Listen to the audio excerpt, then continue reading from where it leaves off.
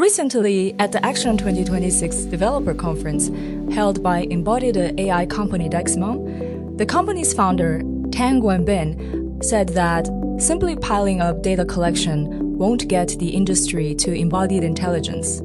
At the event, the company unveiled a full suite of infrastructure, the 50p-FIN Foundation Model, the DFOL 2.0ND Post-Training Framework, the DW 0.5 Embodied Word Model, and an Embodied Intelligence MAMA service, among others.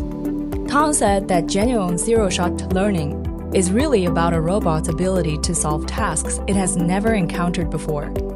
In other words, beyond what's shown in a demo, the question is whether the model still works when facing scenarios and tasks it hasn't seen. Zhou Erjing, co-founder of the company, said DM 0.5's generalization capability is mainly reflected in a few areas: handling unfamiliar objects and scenarios, breaking down complex tasks, adapting to multiple types of robot bodies, and being able to understand natural human language. He put it bluntly. First, if there is no live robot demonstration at the launch event, that generalization claim can't be trusted at all. Second, if all you're shown are a few fixed, seemingly complex, long-horizon actions, that's just surface-level theater.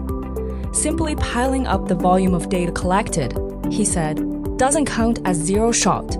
At the event, a robot powered by 50pf demonstrated peeling a cucumber, though the overall smoothness of the motion still left something to be desired.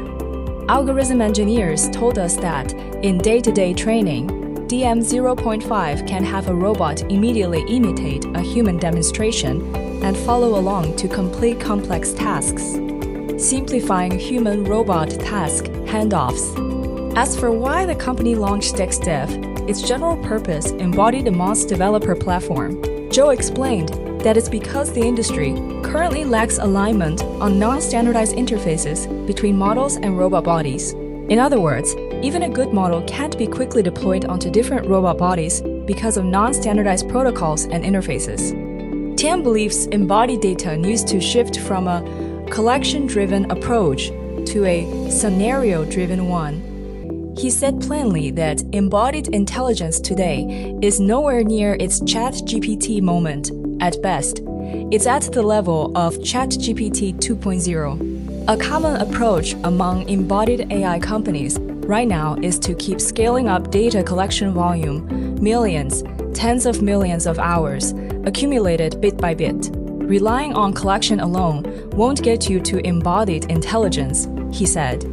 In Tang's view, the marginal returns on data collection are diminishing. The data that's genuinely valuable and unique lives within real application scenarios, and capturing it requires robots to actually be deployed and used at scale. He shared some specifics. DM 0.5 has 4 billion parameters and was trained on 150,000 hours of multi-source data. That includes 50,000 hours of high-precision, real robot operation data and 100,000 hours of egocentric, first-person view video data.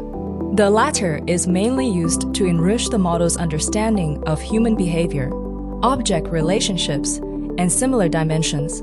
But back to reality, how does embodied intelligence actually get deployed? For complex real-world tasks, robots still can't adapt or match well enough, meaning the so-called data flywheel gets stuck right at the first step. To address this, Tang said the team proposed a deployment methodology called Farada, which they define as embodied intelligence's physical harness in the physical world. Specifically, this means grading on-site tasks into levels. Level 1 is handled by standard automation equipment, covering high volume, high frequency, clearly defined, simple tasks. Level 2 is handled by robots equipped with embodied, long-tail variables like irregularly shaped objects, soft packaging, and hard-to-grip items that traditional automation equipment struggles to handle. Level 3 is human takeover. When a high-risk situation arises, or when the robot can't handle, the task automatically routes to a human operator. He explained that Veritas Level 3 is essentially a human fallback mechanism, allowing robots to truly complete a full task loop. After a human takes over, the task process, the reason for failure, and the actions taken are all recorded in a structured way, so ROI can be clearly calculated and data keeps flowing back into the system. In Tang's view, robots have to actually be running in real-world scenarios for the data flywheel to work. Only that way, he said, can embodied intelligence's moment arrive quickly. For more in-depth coverage of robotics and hard tech, follow the Fourth Wave's WeChat public account and video channel. See you next time. Disclaimer: the content and views in this article are for reference only and do not constitute investment advice. Investing carries risk. Enter the market with caution.